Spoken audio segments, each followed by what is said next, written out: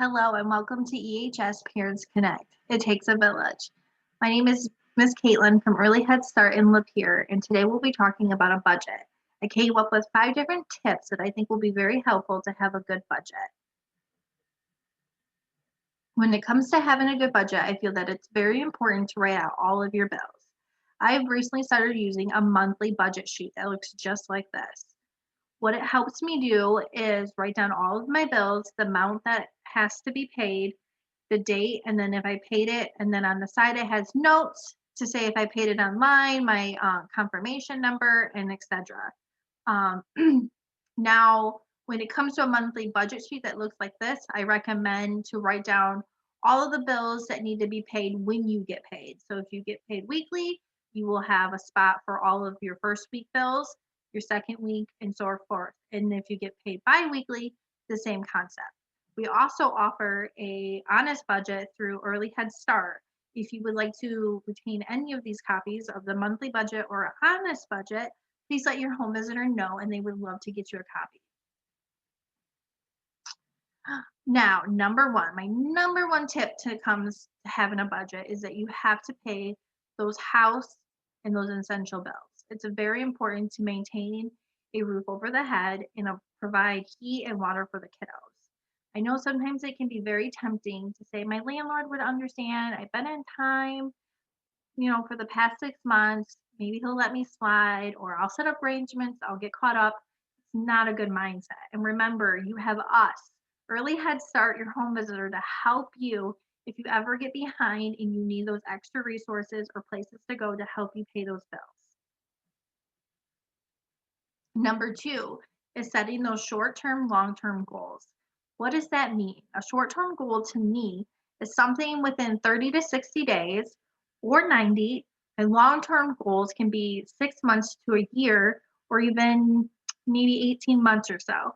Now, this will help you get a clear on what and where you want to go and to make a plan to do so. So these goals are set in place to help you accomplish your plan that you have set out for yourself. Think of a short-term goal as a stepping stone that gives you a sense of accomplishment. So you can have multiple short-term goals. It can be paying off that credit card. It could be setting up a savings account that you would want at least $100 in by April or March or however you want it to go. But set those short-term goals because it's so important to feel that accomplishment. Number 3 is to set up emergency fund.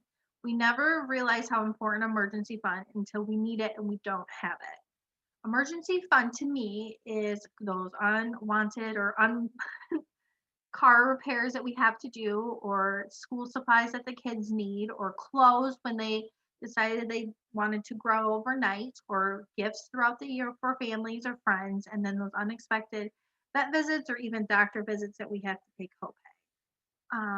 When it comes to emergency fund, it could be the $2 extra that you had left over from your cash that you pulled out. If you pulled out cash, it could be $5, $10, $15. You can put it in an envelope so you don't have it with you all the time. You can, if you're able to, you can set up a auto transfer from your paycheck where it goes into another account. Also, you can save that loose change. Put it in a jar, put it on your dresser or out of the way so the kids don't get it, and save that change and put those extra dollars or whatever and start that emergency fund. Number 4 is shop from the list. I recently started doing this and I love it. It's so amazing. It helps me stay focused and helps me stay on track for the week or when I go grocery shopping. So, weekly meal planners. So, what I do is I write down all the meals that I will be preparing this week, and then I add it to my shopping list of the ingredients that I don't have at my house. I also add if I need laundry detergent, paper towels, diapers, all of that stuff, and I add it to the list, and then I cut off my list and I take it to the store with me and I stick to it. Helps me stay organized, helps me stay on track for my budget, and so that I don't overspend. If you would like a copy of either one of these, I can send it to your home visitor and they can print it off for you. Lastly, I have is number 5 is to reduce that entertainment costs. That would be you can cancel cable and do streaming services instead, like Netflix or Hulu, or visit your local library. You can rent DVDs for free, and they also host story time for the kids. I know in Lapeer we send out a monthly calendar which shows all of the free activities that are offered in Lapeer community. The virtual story time, they have different activities, all that kind of stuff is listed on a calendar, which is awesome for the kids to do, and it's free. It's entertainment, and you don't have to pay for it, which is awesome. If you have any questions about any of this stuff, please don't hesitate to reach out to your home visitor. Um, Thank you for joining us, and I can't wait to see you again. Thank you.